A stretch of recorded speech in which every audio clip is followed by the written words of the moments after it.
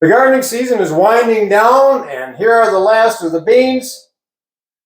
Got plenty of fresh dill, got garlic on hand, lots of vinegar. What do you say? We make some dilly beans.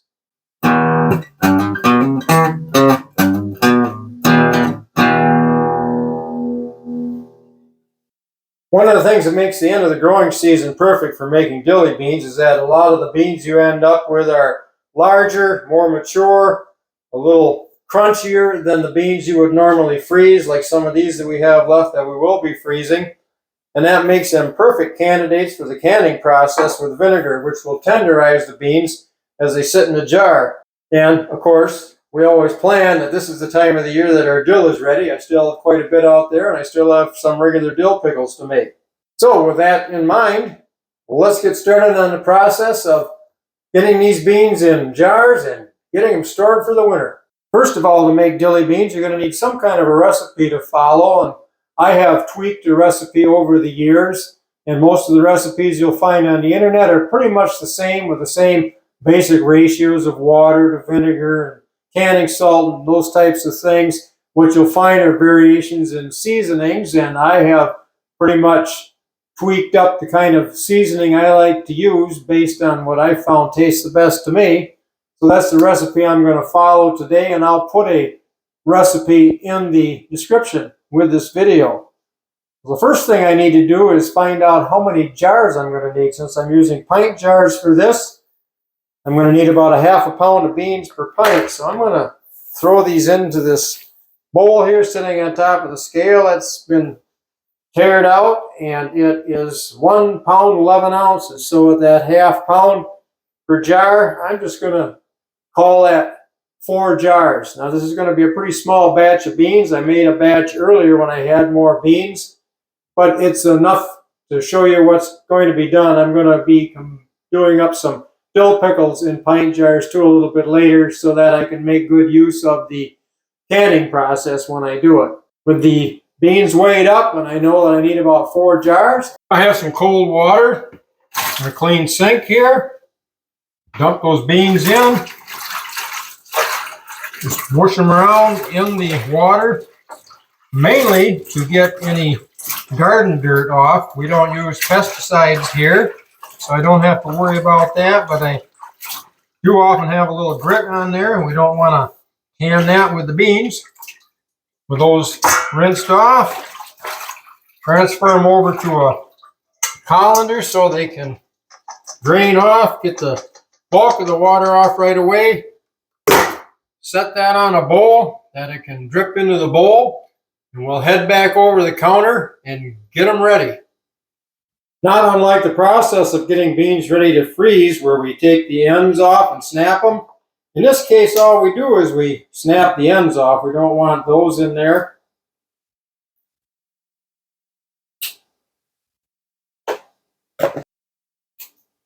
I'll get that done.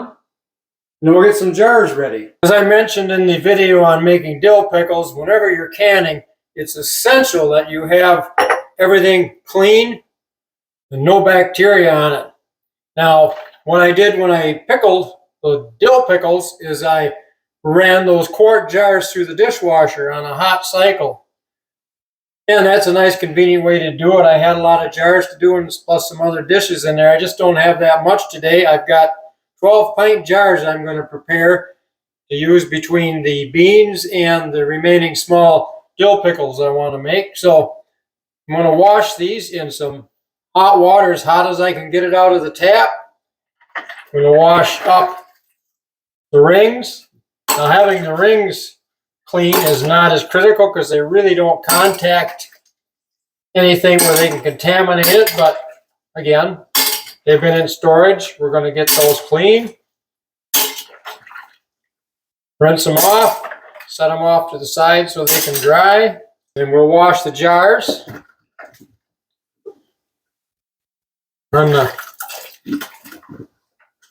Make sure you get everything off them.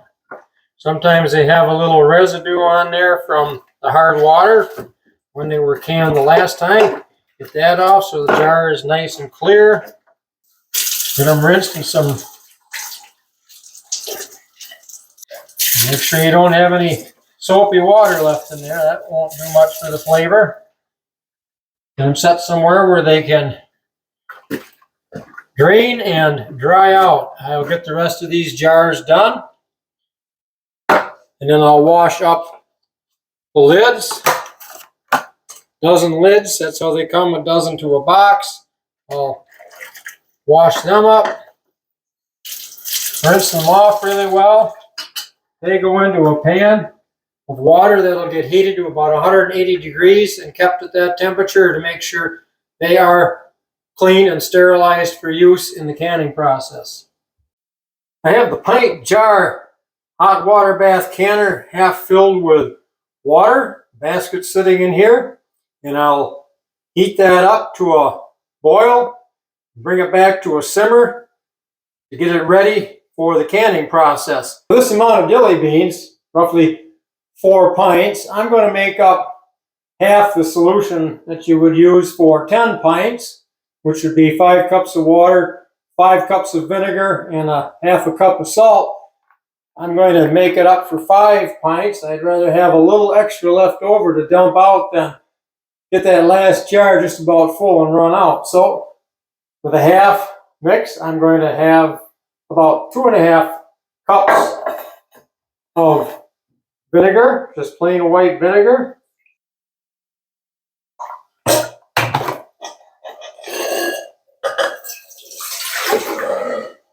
And about 2.5 cups of warm water.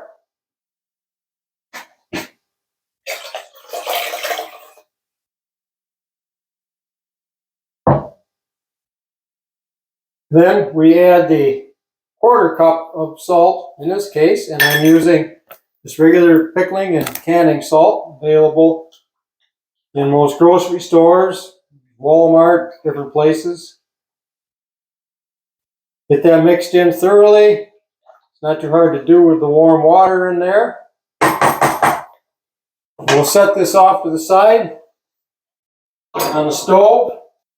I need to get some garlic ready for the canning process too, and it calls for about 1 good-sized garlic clove per pint jar. One of these cloves is pretty good size, so I'm going to divide that in half, and between these 3 I will have enough garlic cloves for those 4 pints of beans that I'm going to be doing. We are ready to start filling the pint jars with beans to make the dilly beans. You can see on my left I have 6 pints of dill pickles going again. Got the cucumbers cut up, smaller ones this time. And I have the brine all heated up back there for these. And I'll brine all of this at one time. But I thought I'd go through the steps right now to get the dilly beans done. So I've already put the split clove of garlic. I like to cut the clove of garlic. It seems to release the flavor better than leaving it whole. We put in not quite a 1/4 teaspoon of pepper flakes and maybe about 1/8 of a teaspoon of mustard seed. That gives them a really nice flavor. And then, of course, that other special ingredient, the dill. I just cut off a chunk from the head of the dill, put it in the jar, and now we start putting the beans in there. In this case, I'll cut the beans because they are, most of them, too long for the pint jar. So to get them all in there, I'm going to have to cut a few of them. And I lay the jar down at first so the beans lay flat along the side of the jar. Helps you get them in.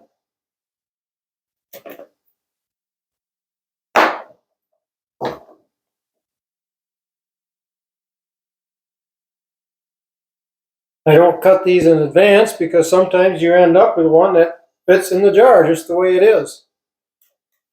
But with these, I can see, being older beans, I'm not going to have a lot of those, so I'm going to end up cutting quite a few of them to make them fit.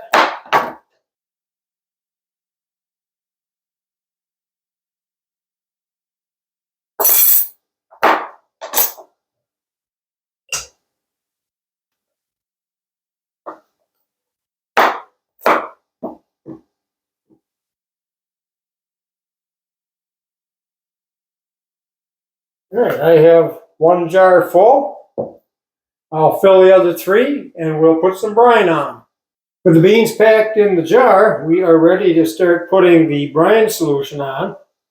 I set it on a hot pad, take a stainless steel 1 cup measure, put the filler on the jar, then just pour the brine over the beans until I'm just up to that filler, bottom of that filler, and that's about the 1/2 inch I need top of the jar.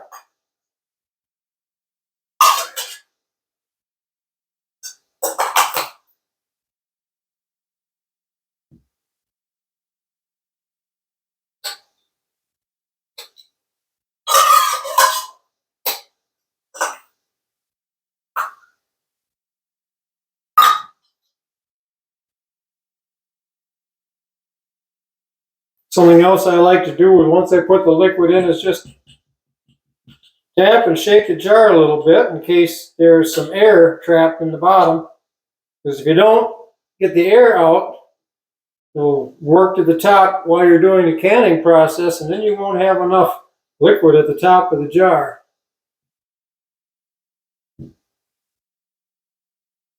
That looks pretty good. Let's put some lids and some rings on here. Before we put the lids and rings on, we have to make absolutely sure there are no contaminants and there's no moisture at the top of these jars. The most sterile way to do that, the cleanest way, is to take a fresh paper towel off the roll and go around the top. It's going to be a lot cleaner than possibly a terry towel or a dish towel or something you would take out of the drawer that had been through the laundry. If there's anything on here that's going to prevent that lid from sealing, you won't get a vacuum to draw the lid down, and you won't have it preserved. So I need 4 lids right now for these 4 jars. What I'm going to do is fish them out of the hot water, the 180-degree water, and lay them seal side up on another couple of paper towels to help dry them off before I try to put them on.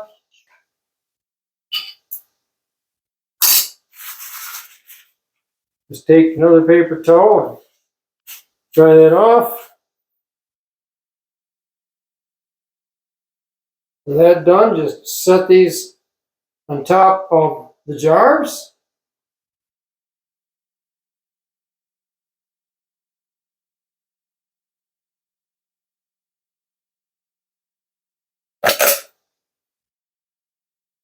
Grab a ring.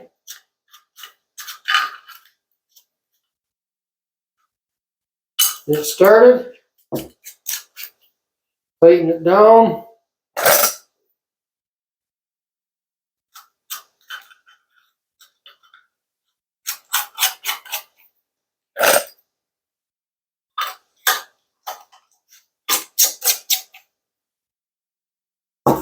Then using a grabber, make sure the rings are good and tight. I have a ring tightener, but I rarely use it because it's kind of awkward and it slows things down, and I've always been able to get these tight enough using that. With the lids on and the rings on, holding it down. Our water here was just at a boil. I backed it off so I don't boil it all out. And we're going to transfer these jars into the basket because I only have 4 jars and there is room for 7. I'm going to balance these in here around the outside edge so I don't get any tipping.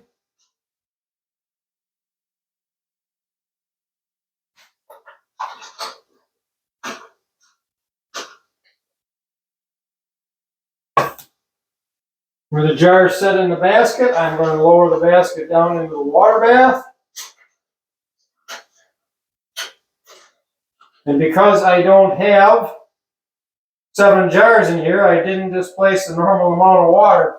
So I'm going to have to add some water to this so that the water is about 1 inch over the top of the jars.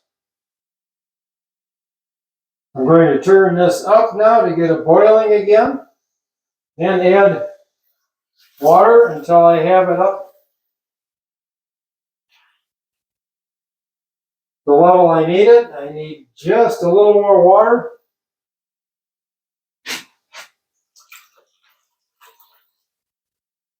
There we've got about 1 inch of water over the top of the jars.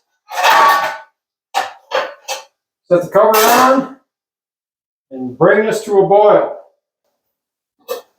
Water has come to a boil. I've adjusted it back to just a good simmer. We want those jars to sit in that boiling water for 15 minutes. So I'm going to set a timer and we'll come back and check it then. Pull them out of the bath. 15-minute timer went off and it's time to pull the jars out of the water bath. Set the lid off to the side. Be very, very careful when you do this because remember, this is boiling water. Pick it out, hook it on the edges. Take your jar lifter. Carefully lift the jar out. Transfer it to a towel. You don't want to set that directly on a countertop. Particularly if it's a Formica countertop, but you can cause problems setting it on quartz as well. Depends how cold the countertop surface is.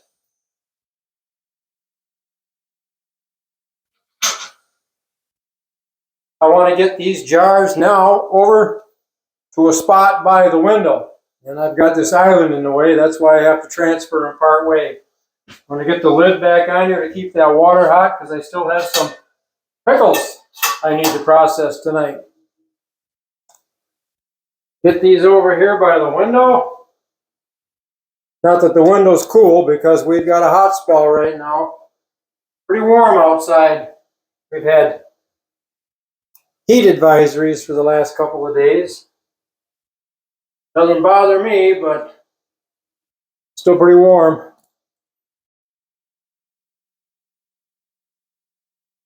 Good. Those are sitting over there, and now they need to seal. It should take somewhere between 5 to 15 minutes for each of those to seal. You'll hear that distinctive plinking sound when the vacuum pulls the lid center down as the jar cools. We'll come back and check on those in a little bit. Make sure they're all okay. And there you have the process to make dilly beans. It's another way to use up the green beans from your garden, and they taste really good. Maybe you've had them and wondered how to make them, and maybe you've never tried them and now you want to give them a try. I only put up 4 pints today. I put up about 8 or 9 pints the other day when I still had a lot of beans. So I've got quite a few in the basement. I don't eat all that many of them in a month's time, but they're nice to have around, and they're particularly nice if you're having a picnic or something. And I give a couple jars away to people that really like them. So I hope you enjoyed this, and maybe you want to give it a try. And remember, whenever you're canning, you're dealing with boiling water, so be careful. And be careful to make sure everything is clean so you don't get bacteria and have problems with that. So if you enjoyed today's video, please consider subscribing to our channel and clicking the like button, and please comment what you thought of today's video or other things you'd like to see us do. So until next time, take care.